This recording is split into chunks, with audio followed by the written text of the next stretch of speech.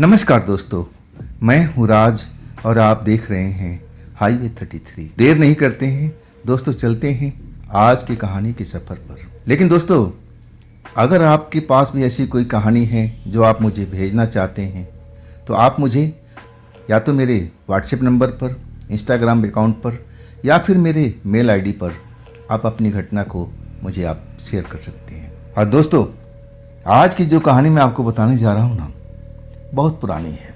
लगभग इस कहानी को बने हुए लगभग 35 साल बीत चुका है। ये जो कहानी भेजे हैं ना, उनका नाम है पशुपति। झारखंड के रहने वाले। उनकी खुद की अपनी कहानी नहीं है। उनका एक मित्र थे जिनका नाम था परवेश। अब इस दुनिया में नहीं है, उनकी मौत हो चुकी है। ये उन्हीं की कहानी है, परवेश की। परवेश जो थे ना, एक गरीब घर का लड़का थे, यंग थे। ये कहानी 90 के दशक की है। और परवेश एक हलवाई की दुकान पर, जो रोड पर थी, गांव के रोड पर, वहां पर काम करते थे। लेकिन उनका घर आसपास में नहीं था।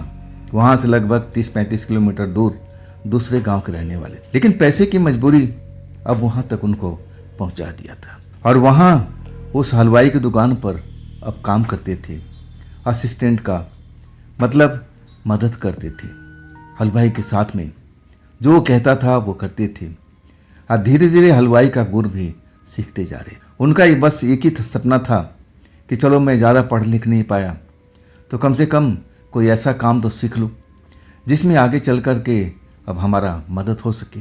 ये जो काम चुने थे ना, बहुत सोच समझ के चुने थे। अब परिश्रमी तो थे ही, मेहनत कश इंसान थे, और ऊपर से दिमाग भी उनका तेज था। तब वो जाकर के हलवाई के काम में आए थे। बहुत मेहनत करते थे। हलवाई का दिल जो था ना, जीत चुके थे। रहते थे वहीं पर।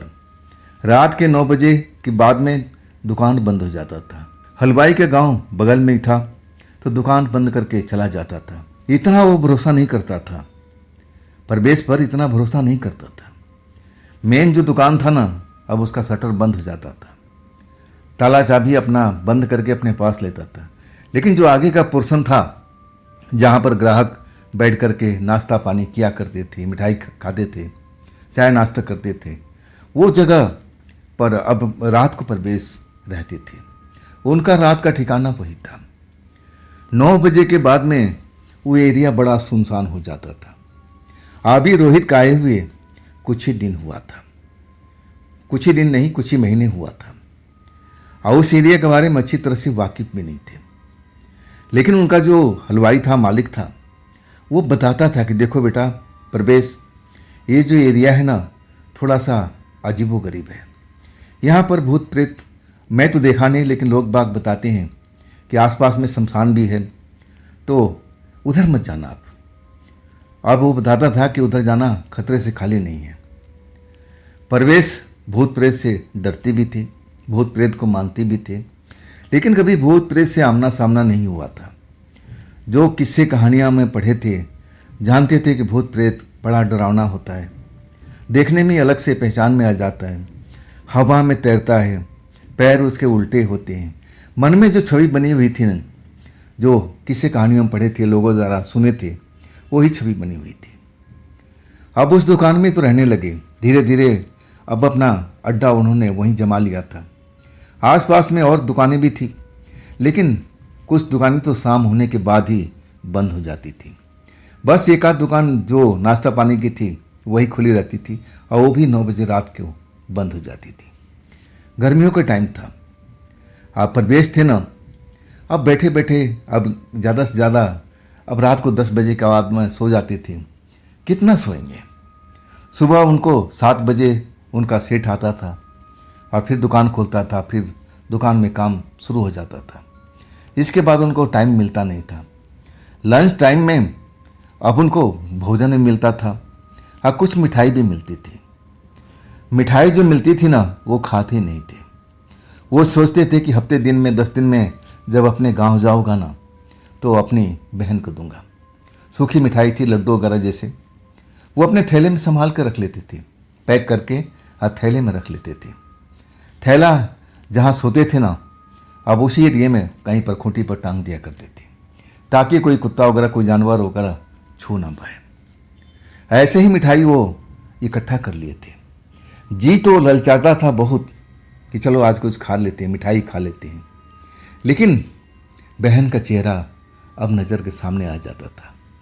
हाँ, कहते थे कि ये लड्डू है ना, बहन का बहुत प्यारी है, चलो इकट्ठा करते हैं, और जब घर जाएंगे ना तो अब बहन को देंगे, वो खुश हो जाएगी। अब इस तरह प्रवेश का जीवन यापन चल रहा था, रोजी रोटी चल रहा था। खाने पीने का सेठ मना नहीं करता था। अब जो भी खाना पीना होता था वो खुद तो देता ही था, और प्रवेश से कहता था कि देखो, भूख लगे तो पूछने की जरूरत नहीं है, जो तुम्हारे दिल में आए वो खा लेना, लेकिन महंगी चीज़ को पास टिकने नहीं देता था। अब मर मिठाई जो सामान था ये तो महंगी में आती थी, तो थोड़ा दिल महसूस के रह जाते थे। खैर, पेट तो भरता था, अब सैलरी मिलती ही थी। रात हुई, जब उस रात को पहली बार अब घटना होने जा रही है।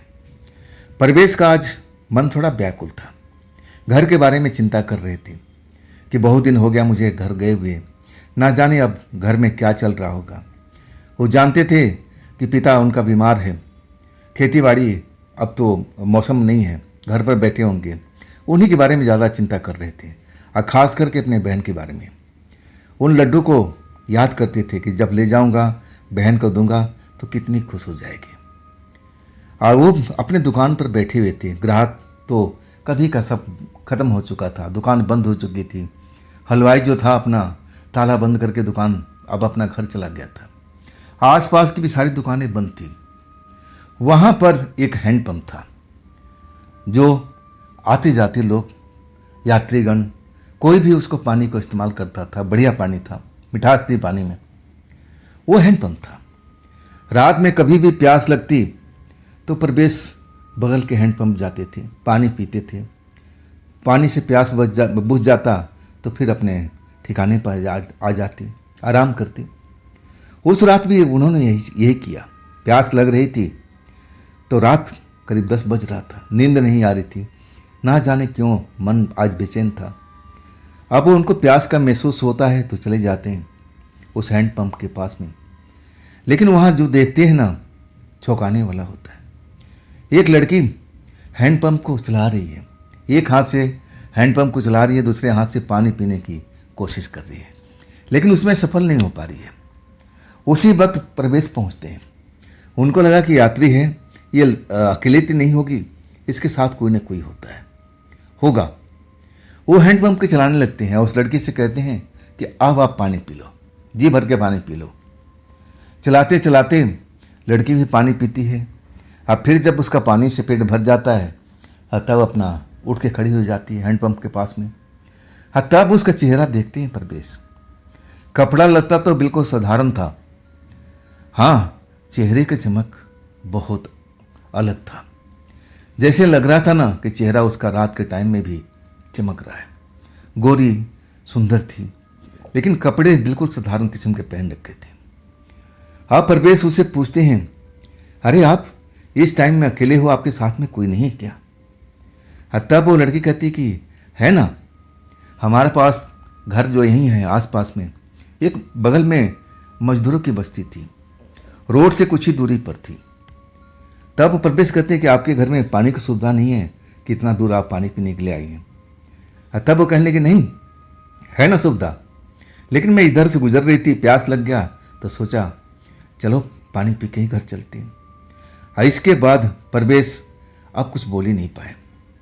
लड़की अब जाती रही, प्रवेश देखते रहे। मन में लड़की भाग गई थी। उनको लगा कि ये लड़की मेरे जीवन संगिनी बनने लायक है, लेकिन वो ज़्यादा मौका नहीं दिया। बस कुछ देर उससे बात हुआ और उसके बाद अपना बस्ती की तरफ दौड़ती हुई चली गई। प्रवेश बस देखते रह गए। अब उसके ख्यालों में खोए रहे। रात में पहली बार उस लड़की से आमना सामना हुआ था। अब पहली बार में अपना दिल दे बैठे थे। ज़्यादा कुछ वो लड़की भी नहीं बोल पाई और ना प्रवेश बोल पाए, लेकिन प्रेम का अंकुर जो था ना, प्रवेश का हृदय में फूट चुका था। अब उसी लड़की के सपने देखते देखते कब सो गए पता भी नहीं चला। सुबह उठते हैं और उसके कुछ ही देर के बाद में अब उनका सेठ आ जाता है, फिर काम में बिजी हो जाते हैं। लेकिन वो जानते हैं कि उसकी जो प्रेमिका है इसी आसपास में रहती है, कोई ना कोई मिठाई, कोई ना कोई सामान लेने तो जरूर आएगी। इंतज़ार करते रहते हैं, लेकिन वो लड़की आती नहीं है। अब उनको थोड़ा निराशा महसूस होने लगी। अरे मैं सारा दिन उसका इंतज़ार किया, आई नहीं, क्या उसको कोई ज़रूरत नहीं पड़ी। निराशा तो महसूस हुई कि चलो आज मुलाकात नहीं हो पाई, चलो देखते हैं रात को शायद कहीं से आता हुआ नज़र आ जाए, उसी हैंडपम्प में नज़र आ जाए जो पिछली रात को दिखाई पड़ी थी। अब इंतज़ार करने के अलावा उनके पास में कोई चारा भी नहीं था। वही होता है, सारी दुकान बंद हो जाती है, अब प्रवेश की दुकान बंद हो जाती है, मालिक चले जाते हैं, अब फिर वो उस जगह पर अकेले बैठे रहते हैं। लेकिन ज़्यादा दूर तक इधर उधर घूमते नहीं हैं। मालिक ने उनको डरा रखा था कि देखो प्रवेश, बाएं साइड तो भूल कर मत जाना, आगे कब्रिस्तान भी है, शमशान भी है, और दाहिने साइड में बगीचे के पास तो बिल्कुल मत जाना, वहाँ पर चोर उचक्के बैठे रहते हैं, भूत प्रेत भी होते हैं। प्रवेश डरे हुए थे, दूर तक जाते नहीं थे, आसपास के इलाकों में ही बस बगल में घूम फिर लेते थे, और फिर अपने दुकान में आके बैठ जाते थे। उस दिन भी उनका मन बड़ा उदास था, लड़की को पा नहीं पाए थे, देख नहीं पाए थे, तो मन थोड़ा व्यग्र जरूर था। घूमने लगे इधर से उधर, इंतज़ार करने लगे। 10 बज चुका था, 10:30 बजा। अचानक हैंडपंप चलने की आवाज़ सुनाई पड़ी। जैसे हैंडपंप की चलने की आवाज़ सुनाई पड़ी ना, अब वो देरी नहीं किए, लगभग दौड़ते हुए उस हैंडपंप पर पहुंचते हैं तो वही लड़की, कल वाली लड़की जिसके लिए प्रवेश पागल हुए पड़े थे, उस लड़की को देखते ही मन में संतोष होता है। दौड़ते हैं और कहते हैं, अरे मैं चलाता हूँ ना, आप पानी पीजिए। लड़की मुड़ कर देखती है प्रवेश को, और प्रवेश भी खूबसूरत थे, जवान थे, दोनों की आंखें अब मिल जाती हैं। पानी अब पिलाते हैं प्रवेश उस लड़की को, और तब उससे पूछताछ करना शुरू कर देते हैं कि आप दिन में नहीं निकलती हैं क्या। और तब वो लड़की बताती कि नहीं। तब वो पूछते हैं कि आप रात में कहाँ से आती हैं, और तब वो लड़की बताती है कि कुछ ही देर पर मेरी मौसी का घर है, ऐसा ही एक बस्ती अब आगे में भी है। प्रवेश चौक के कहते हैं, उधर तो शमशान है, जो मैं सुना हूँ कब्रिस्तान है, तो आपको डर नहीं लगता है। लड़की खिलखिला के हंस पड़ती है और कहती है, बड़े तुम डरपोक हो, डर क्यों लगेगा, मैं भूत प्रेत को आज तक देखा नहीं, तो मैं डरूं किस लिए। अब दोनों खाली स्थान होता है, आसपास में कोई नहीं होता है, तो लड़की से आग्रह करके कि आप चलिए ना, थोड़ी देर बैठिए, अब मैं आपको बहुत बढ़िया मिठाई खिलाऊंगा। जो लड्डू सारे इकट्ठा कर रखे थे अपनी बहन के लिए, अब लड़की को लालच देते हैं। लड़की को भी लड्डू के नाम पर अब लालच आ जाता है, चली जाती है दुकान पर, वहाँ पर बैठने का स्थान बहुत है, बैठ जाते हैं, आपस में बातचीत करते हैं और लड्डू निकाल के देते हैं। 2 लड्डू देते हैं। लड्डू देख कर के आंखें लड़की की चमक उठती है। लड्डू खाती है और बहुत तारीफ करती है कि बहुत ही लड्डू टेस्टी है। और तब प्रवेश कहते हैं कि लड्डू मैंने ही बनाया है, मेरे हाथों का बना हुआ है, लेकिन मैं यहाँ पर मालिक नहीं, मैं नौकर हूँ। अपने बारे में सब कुछ बताते हैं। और तब लड़की कहती है कि जैसे तुम कारीगर बन चुके हो ना, आगे चल कर के तुम्हारा भविष्य उज्जवल दिखाई दे रहा है, तुम एक बड़े दुकान का मालिक बनोगे, जो मैं देख रही हूँ। और तब प्रवेश चौक जाते हैं और कहने लगे, तो तुम जोशी हो या कोई तंत्र विद्या का जानकार हो। लड़की हंस पड़ती है। अब इसके बाद दोनों में दोस्ती होता है। और फिर प्रवेश उसको छोड़ने के लिए जाते हैं कि चलो रात ज़्यादा हो गई है, मैं तुम्हें बस्ती के पास में छोड़ देता हूँ। लड़की मना भी नहीं करती है। साथ चलते हुए उस बस्ती के एरिया तक आते हैं। अब फिर लड़की रुक जाती है, प्रवेश को कहती है कि आप चले जाओ, नहीं तो हमारे परिवार में कोई देख लेगा तो मेरे लिए बड़ा मुश्किल हो जाएगा। प्रवेश में समझते थे इस बात को, और वो फिर उस जगह से विदा ले लेते हैं, फिर अपनी दुकान पर आ जाते हैं। अब तो लड़की से दोस्ती भी हो गई, प्यार का शुरुआत भी अब धीरे धीरे होने लगा था। लड़की भी अब आकर्षित हो चुकी थी प्रवेश से। अब प्रवेश तो अपना दिल पहले दे चुके थे। अब दिन रात उसी के अब नज़रों के सामने अब उनकी छवि नाचती रहती थी। उस लड़की का काम करते थे तो कई गलतियां हो जाती थी, तब उनका मालिक डांटता था, प्रवेश तुम्हारा ध्यान कहाँ है, संभल कर बेटा, संभल करके।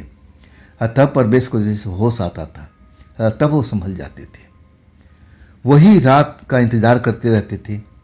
जब सारी दुकानें बंद होने के बाद में एरिया सुनसान हो जाता था, तब उस लड़की का इंतजार करते थे, जो कहती थी कि मैं दिन के टाइम में अपने मौसी के घर चली जाती हूँ और फिर रात के टाइम अपने घर लौटती हूँ, लेकिन आते वक्त मुझे प्यास लगती है तो मैं इस हैंडपम्प का पानी बहुत ही मीठा है, हाँ मैं अपनी प्यास बुझाती हूँ और फिर मैं अपने घर चली जाती हूँ।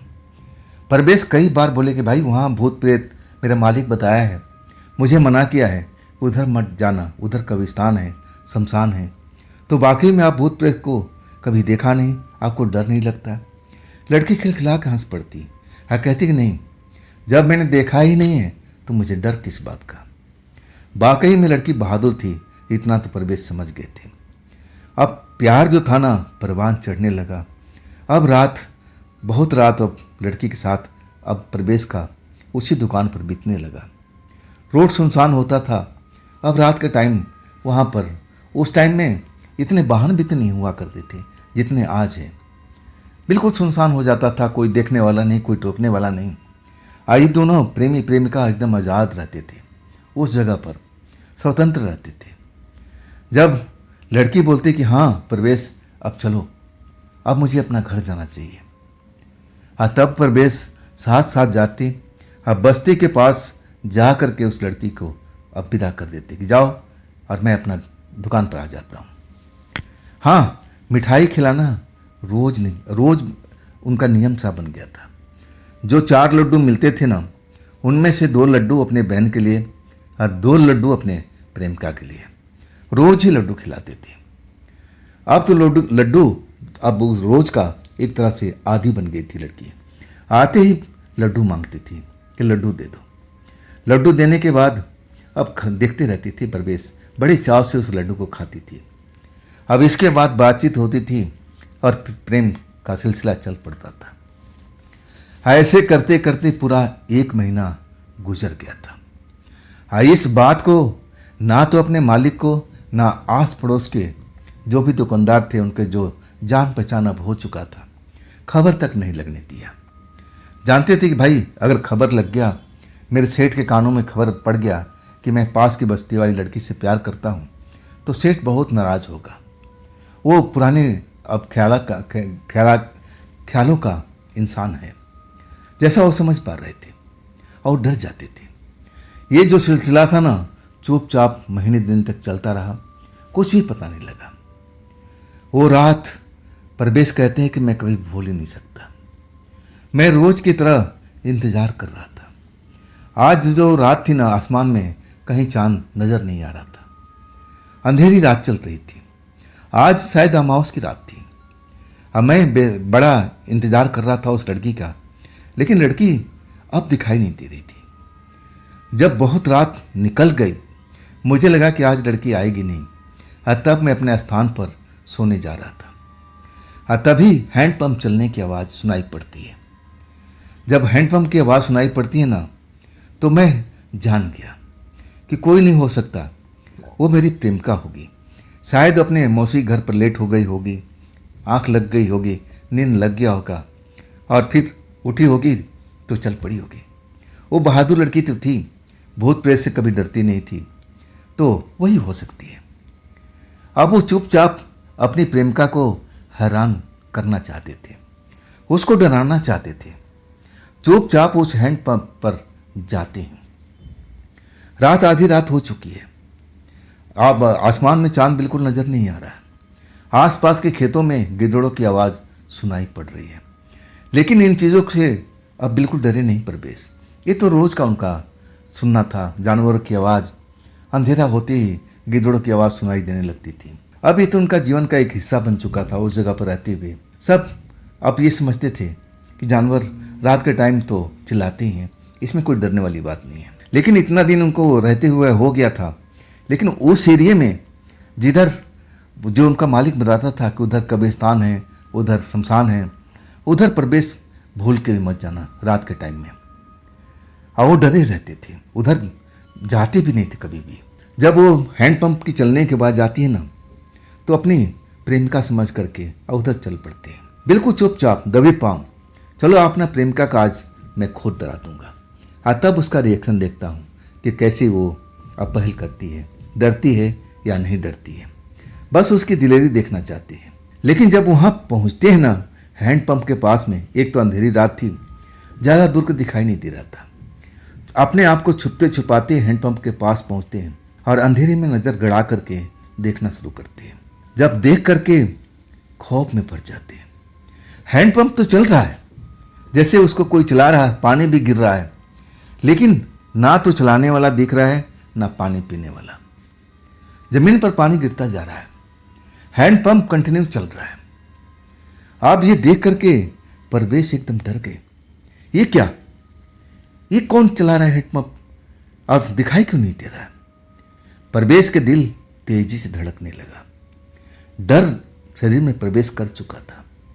उनको लगा कि अरे पास के शमशान के भूत प्रेत तो यहाँ नहीं आ गए।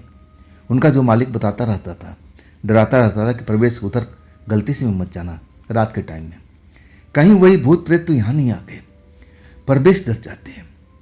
अब उनकी हालत बहुत ज़्यादा खराब हो जाती है जब वहाँ पर कोई नज़र नहीं आता है और हैंडपंप लगातार अपने आप चल रहा है। प्रवेश को समझ में आ गया कि जरूर ये कोई भूत का काम है। अब अपना पैर पीछे हटाने लगते हैं, लेकिन जैसे ही पीछे हटने लगते हैं, अचानक अब जो हैंडपंप कोई चला रहा था ना, वो नजर आ जाता है। और जब वो देखते हैं ना, तो उनका दिल तेजी से धड़कने लगता है। ये तो उनकी प्रेमिका थी, वही कपड़ा, वही सब स्टाइल, सब कुछ वही। अब देख लेते हैं। अब बिल्कुल जो पीछे हट रहे थे ना, अब वो रुक जाते हैं, लेकिन डरे हुए हालात में। जो कुछ देखे थे कि हैंडपंप अपने आप चल रहा था, पानी गिर रहा था, वहाँ कोई था ही नहीं, तो ये हैंडपंप कैसे चल रहा था? अब फिर हैंडपंप चल रहा था और वही लड़की पानी पीने की कोशिश कर रही थी, लेकिन वो सही ढंग से पानी का जो पहुँच नहीं पा रही थी। हैंडपंप चल रहा था। अचानक जब देखे कि अरे ये कुछ देर पहले मैं जो देखा हैंडपंप, बिल्कुल कोई नहीं था वहाँ पर, हैंडपंप चल रहा था। अचानक मेरी प्रेमिका अभी हैंडपंप चला रही है, इसका मतलब यही थी वो। प्रवेश का दिल तेजी से धड़कने लगा। अब वो समझने की कोशिश करने लगे कि कहीं मेरी प्रेमिका कोई भूत प्रेत, कोई चुड़ैल ऐसी तो नहीं है। डर गए। अब पीछे अपना कदम हटाने लगे और उधर उनकी प्रेमिका परेशान थी पानी पीने के लिए। हैंडपंप चला रही थी, लेकिन जब तक पानी के पास पहुंचती पानी बंद हो जाता। फिर वो आती, हैंडपंप चलाती, और ऐसे ही वो सिलसिला चल रहा था। प्रवेश देख करके एकदम खौफ में भर चुके थे। उनके लगा कि कहीं जो कुछ मैं देखा सही बात है क्या, जरूर ये मेरी प्रेमिका है ना, कोई भूत प्रेत है। तभी तो वो कुछ देर के लिए नजर नहीं आई थी, अब नजर आने लगे। दबे पांव डरे हुए अपने दुकान में लौटने लगते हैं। आ करके अपने बिस्तर पर अपने आप को छिपा लेते हैं, ढक लेते हैं अपने शरीर को। आज ये क्या हो रहा भाई? मेरी प्रेमिका कोई चुड़ैल है क्या, कोई प्रेतात्मा है? तभी उनका आकर कोई चादर खींच देता है। जैसे ही चादर खींचता है ना, उनके प्राण सूख जाते हैं। उनको लगा कि बस मेरा काम तमाम है। और वही देखते हैं उनकी प्रेमिका उनके पास में खड़ी और उनको चादर को खींच करके और उनके सामने खड़ी है, मुस्कुरा रही है। जब देखते हैं ना कि अरे ये तो यहाँ पर आ गई, इतनी जल्दी पता भी नहीं लगा। प्रवेश को लगने लगा कि ना, बिल्कुल ये कोई भूत प्रेत है भाई, ये इंसान का रूप धारण कर रखी है, लेकिन है ये चुड़ैल, मुझे अब बिल्कुल संदेह नहीं है। ये कब आई, आवाज़ को पहचान भी नहीं सके, ना कोई आवाज़ उनको सुनाई पड़ा कदमों का। प्रवेश की हालत एकदम खराब हो चुकी थी। डरे हुए उठ के बैठ गए और अपने हाथ जोड़ दिए। उनकी प्रेमिका जब डरे हुए हालत में देखती है ना, तो खिलखिला के हंस पड़ती है। अरे बुद्धू, तुम डर गए? अरे मैंने तुम्हें चादर खींचा था, इसमें डरने वाली क्या बात है? उठो उठो, मुझे प्यास लगी है। मैं काफ़ी देर से ट्राई कर रही थी, मुझे लगा कि तुम सो गए होगे, तो मैं तुम्हें जगाई नहीं, लेकिन जब देखी कि ना मैं पानी तक पहुंच नहीं पा रही हूँ, तब मैं सोची कि चलो तुम्हें जगाती हूँ। चलो चलो, मुझे प्यास लगी है, ज़रा मुझे पानी पिलाने में मदद करो, फिर मुझे लड्डू भी खाना है। आप जो प्रवेश थे ना, अब उनके मुंह से कुछ आवाज़ नहीं निकल रही थी। उनको लगा कि अगर मैं इसको बताऊंगा ना कि तुम कोई भूत प्रेत हो, कोई चुड़ैल हो, अभी तक ये शायद मुझे अब पहचान नहीं पाई है। मतलब मुझको मैं देख लिया हूँ, मैं उसको जान गया हूँ कि चुड़ैल है, कोई आत्मा है, कोई प्रेतनी है। प्रवेश अपने मन में सोचने लगे कि चलो अच्छा है, अभी तक ये पहचान ही नहीं है कि मैं इसको देख लिया हूँ। मुझे ऐसा बिहेव करना होगा कि मैं अभी ऐसा कुछ देखा ही। डरे हालात में प्रवेश दिमाग का तेज थे और वही अपना मन में आइडिया लगा ले कि अगर मैं बता देता हूँ कि मैंने तुमको देख चुका हूँ, तुम्हें समझ चुका हूँ कि तुम एक चुड़ैल हो, तुम एक प्रेत आत्मा हो, और तब लड़की शायद मुझे जिंदा ना छोड़े। वो जान चुके थे कि हो सकता है कि लड़की मेरे पर हमला करे और मुझे मार डाले। अपना वो राज किसी के सामने जाहिर नहीं होने देती है। प्रवेश किस्से कहानियाँ में ये सब पढ़ चुके थे और सब कुछ अब उनके सामने वही आ रहा था। लड़की बार बार उनको कहती, अरे बुद्धू, मैंने तुम्हारा चादर खींचा था और तुम इतना डर गए, बड़े डरपोक हो, और देखो मैं इतनी दूर से आ रही हूँ, मैं तो कभी नहीं डरती। प्रवेश अपने आप को नियंत्रित करते हैं, डर को दूर भगाते हैं, इसी में उनका भलाई है। अगर उस लड़की को जरा भी शक हो गया कि प्रवेश पहचान चुके हैं, तब प्रवेश के लिए खतरा ज़्यादा बढ़ सकता है। प्रवेश कहते हैं कि ठीक है, चलो मैं चलता हूँ तुम्हारे साथ में। डरे हुए अंदर से, लेकिन दिखावा नहीं करते हैं कि मैं डरा हुआ हूँ। जाते हैं, हैंड पंप को चलाते हैं। लड़की पानी भी पीती है। इसके बाद प्यास जब बुझ जाती है तब वो दोनों लोग दुकान में लौट आते हैं। लेकिन प्रवेश लड्डू नहीं देते हैं। लड़की इंतज़ार करने लगती है, बात करने लगती है, और तब कहती कि काफ़ी देर हो गया प्रवेश, तुम भूल गए, तुम मुझे 2 लड्डू रोज देते थे ना, तो लाओ ना, कहाँ है। प्रवेश लगा कि देना ही पड़ेगा। अपने थैले में से लड्डू 2 निकालते हैं और उस लड़की को देते हैं। लड़की चाव से खाती है।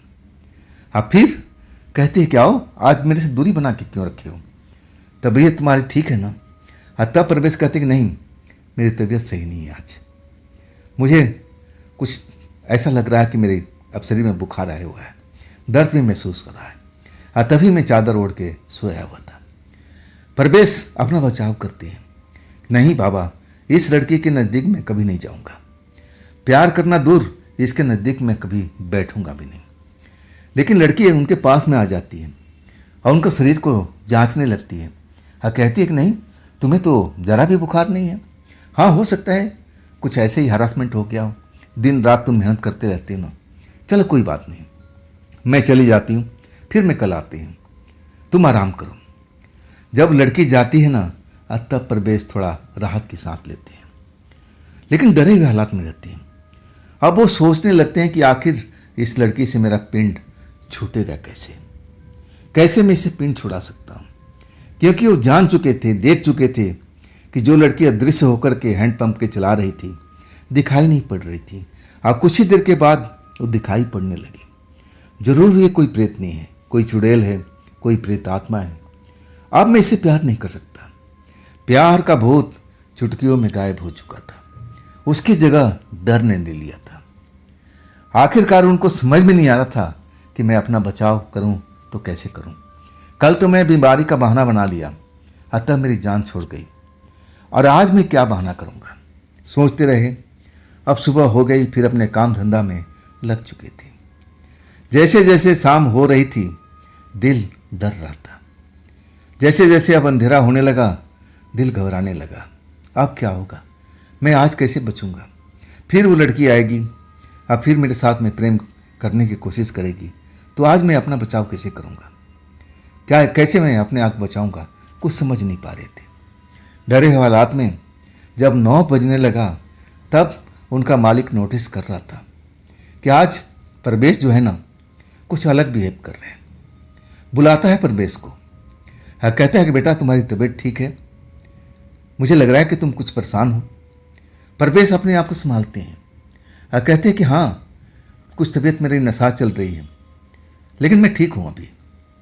तब उनका मालिक कहता है कि बेटा अपने आप को बचा कर रखो, अब देखो अगर तुम सही रहोगे तभी तो हमारा भी काम चलेगा, अब तुम ही तो हो हमारी दुकान को संभालने वाला। अब अपने लालच में पड़े रहता है कि कहीं प्रवेश का तबीयत खराब हो जाएगा तो सारा काम मेरे ऊपर में आ जाएगा, मुझे सारा मेहनत करना पड़ेगा।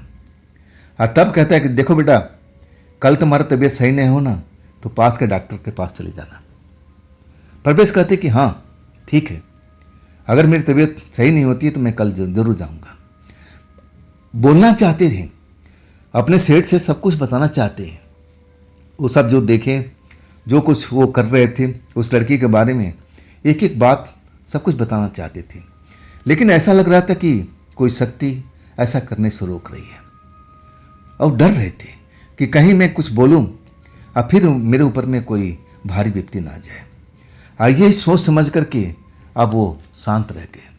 और ऐसा भी लगने लगा कि कोई है जो मुझे रोक रहा है। आखिरकार रात होती है। रात होते ही अब प्रवेश की हालत खराब होने लगती है, डरे से रहने लगते हैं। समझ में नहीं आता है कि अब अपने आप को इस लड़की से कैसे बचाऊं, कहाँ जाऊं। अब कोई ठौर ठिकाना तो था नहीं। आसपास की दुकानें सब कुछ बंद हो जाती थी, वहाँ कोई रहता ही नहीं था। बस अपनी दुकान पर प्रवेश अकेले रहती थी। और रात गहराती जा रही थी। रात को 10 बजा। जैसे जैसे ऊपर की घड़ियाँ चल रही थी, समय आगे बढ़ता जा रहा था। अब वैसे वैसे प्रवेश की दिल की धड़कन बढ़ती जा रही थी। कान लगाए हुए थे कि कब हैंडपंप का आवाज़ सुनाई पड़ेगा। उस वक़्त में कहीं ना कहीं इस जगह से भाग जाऊंगा। डरे हुए थे। आखिरकार रात का 11 बजता है और तब आवाज़ सुनाई पड़ती है। हैंडपंप चलना शुरू हो जाता है। अब प्रवेश की और हालत खराब हो जाती है। डर जाते हैं, अपने आप को छिपाने की कोशिश करते हैं, लेकिन ऐसी कोई जगह वहाँ पर थी नहीं कि वो छिप सके। और उस लड़की की नज़र अब बहुत काफ़ी तेज थी। वो तो अब एक तरह से प्रेतात्मा थी, वो तो ढूंढ भी सकती थी। प्रवेश को लगने लगा कि बस अगर जान बचानी है ना तो मुझे इस जगह से भागना पड़ेगा, या तो फिर मुझे बाईं तरफ में जाना पड़ेगा जिधर शमशान है, या फिर मुझे दाईं तरफ जाना पड़ेगा जिधर बगीचा है। और दोनों जगह पर मेरे मालिक का कहना है कि दोनों जगह खतरनाक है, लेकिन बाईं वाला जो जगह है ना, शमशान कब्रिस्तान वाला, सबसे ज़्यादा डेंजरस है। और दाहिने वाला भी है लेकिन उतना नहीं है। प्रवेश अब उस हैंडपंप के नज़दीक तो नहीं जाते, लेकिन दूर से देखते हैं कि आखिर आज भी यह दृश्य दिखाई दे रही है। और वही हो रहा है। हैंडपंप चल रहा है लेकिन कोई भी नज़र नहीं आ रहा है। डर जाते हैं प्रवेश कि अब कुछ ही देर के बाद मेरे पास पहुंच जाएगी और कहेगी कि चलो हैंडपंप चलाओ, मुझे प्यास लगी है। प्रवेश अब यही मौका था। अपनी दुकान को छोड़ते हैं और फिर दाहिने साइड वाला, बगीचे के साइड वाला रास्ता पकड़ लेते हैं। दौड़ना शुरू कर देते हैं, इतना खौफ में भरे हुए हैं। आखिरकार जब बगीचा आ जाता है ना, तो उस बगीचे के बारे में जो कुछ सुना था, उनकी हिम्मत नहीं हो रही थी कि उस बगीचे के अब अंदर जाएं। उस रास्ते से आगे निकले डर करके और बगीचे के बाहर ही खड़े हो जाते हैं। दिल की धड़कन बढ़ी हुई है। सड़कें दोनों तरफ दिखाई दे रही है। अब जो बगीचा वाला रास्ता था ना, अब उस तरफ जाना चाहते थे, लेकिन बहुत कुछ सुन रखे थे अपने मालिक से, हिम्मत नहीं पड़ रही थी। वहीं पर एक जगह पर सड़क के किनारे बैठ जाते हैं और अपने आप को अब संभालने की कोशिश करते हैं। सड़कों पर निगाह लगी हुई है, कहीं लड़की तो नहीं आ रही है। जरा से भी कोई सुगबुगाहट अब सुनाई पड़ती है तो उनका कलेजा कांप उठता है, लेकिन वो आवाज़ कुछ और चीज़ की होती है। खामखा डर गए, अपने मन को संभालते हैं कि चलो मैं इस जगह पर मजबूत हूँ। महसूस करते हैं अपने आप को कि मैं सही हूँ, मुझे इसी जगह पर रुकना चाहिए। जब रात पूरी निकल जाएगी ना, तब मैं यहाँ से उठ करके अपने दुकान पर चला जाऊँगा। अब फिर मैं आज अपने मालिक को जरूर बताऊँगा कि मेरे साथ में ऐसा घटना घट रहा है। मालिक मेरा कोई ना कोई इंतज़ाम जरूर करेगा। अब रात चरम पर पहुँच जाती है। वहाँ का जो वातावरण है ना, अब बदलने लगता है। धुंध सा दिखाई देने लगती है, लेकिन उधर बगीचे के साइड में कोई बस्ती नहीं थी, कोई गांव नहीं था। अब ये धुंध अचानक जो बढ़ने लगती है ना, तो समझ में नहीं आता प्रवेश को कि ये धुआं जैसी चीज़ जो दिखाई दे रही है, आग कहाँ से रही है।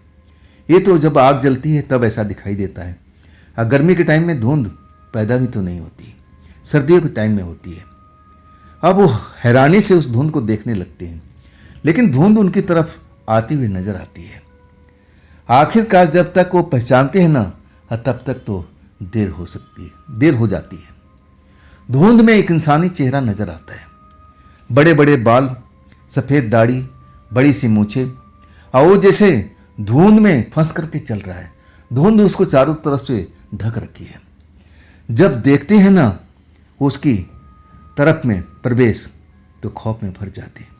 अरे ये तो धुंध वाला इंसान है, ये तो और कोई प्रेत आत्मा है। अब मेरा क्या होगा?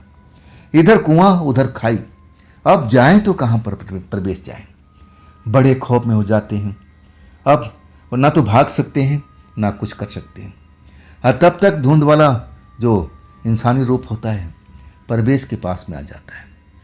आंखें चमकती रहती है, परवेश को घूरता है और फिर पूछता है कि तुम हो कौन बेटा, और तुम इतनी रात को यहाँ पर कर क्या रहे हो? परवेश को लगा कि बस अब मेरा खेल खत्म। अभी तो मेरे से बड़ा प्रेम से पूछ रहा है और कुछ ही देर में अपना असली रूप दिखाएगा और मुझे मार डालेगा। परवेश डर जाते हैं, हाथ जोड़कर कहते हैं कि बाबा मुझसे बहुत बड़ी गलती होगी, मुझे इस वक्त में यहाँ पर आना नहीं चाहिए।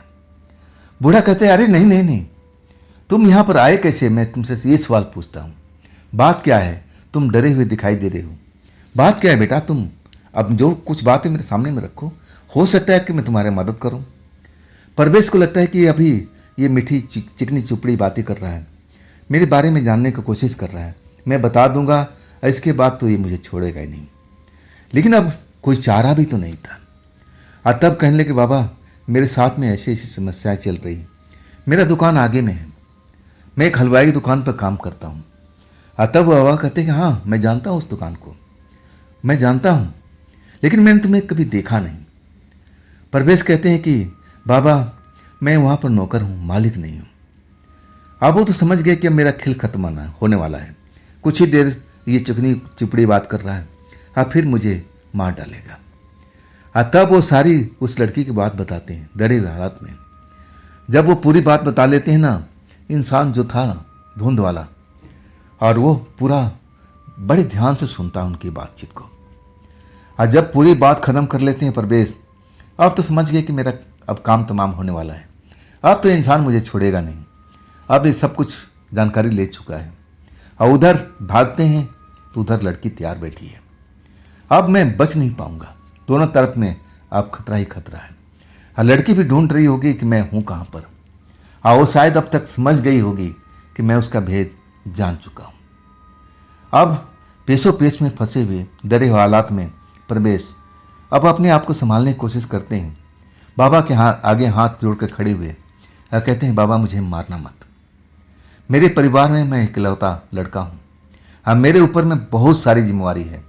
मेरी छोटी बहन का अभी शादी ब्याह करना है, जो मैं कुछ कमाता हूँ मैं उससे मेरा परिवार चलता है। लेकिन वो बाबा हंसने लगते हैं और कहते हैं अरे अरे घबराने वाली बात नहीं है, क्या तुम्हें मैं देखता हूँ ऐसा हूँ मैं कोई खतरनाक दिखता हूँ? तब परवेश कहते हैं बाबा आप मेरी जान बकस दीजिए।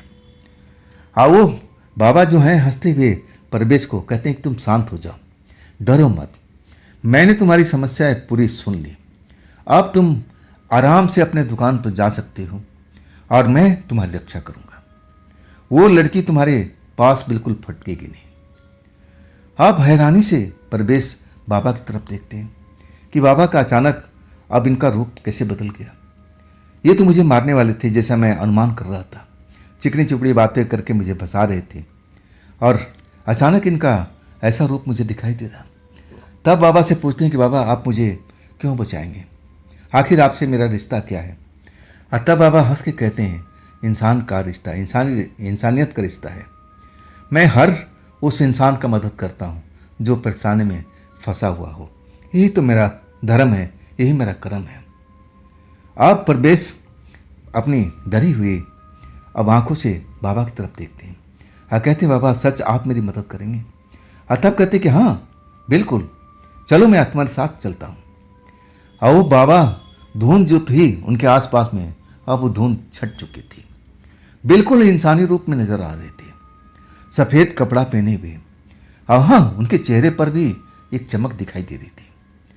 परवेश को लेकर के उस दुकान पर आते हैं और कहते हैं कि बेटा तुम डरो मत, तुम्हें डर लगे ना तो बस मुझे याद कर लेना, हाँ मैं तुम्हारी सेवा में हाजिर हो जाऊंगा। हाँ वैसे मैं इस जगह पर ऐसा कुछ करके जाता हूँ कि वो लड़की तुम्हारी दुकान पर इस एरिया में भी नहीं आएगी। और तुम सही कह रहे थे, वो लड़की वक्त का इंतजार कर रही थी और आज ही वही वक्त था। आज अमावस की रात है। वो बताने लगते हैं अगर आज तुम उसके चंगुल में फंस जाते ना तो आज तुम्हारी आखिरी रात होती। और उस लड़की को भी अब शक हो गया था तुम्हारे ऊपर में कि तुम उसका भेद अब जान गए हो।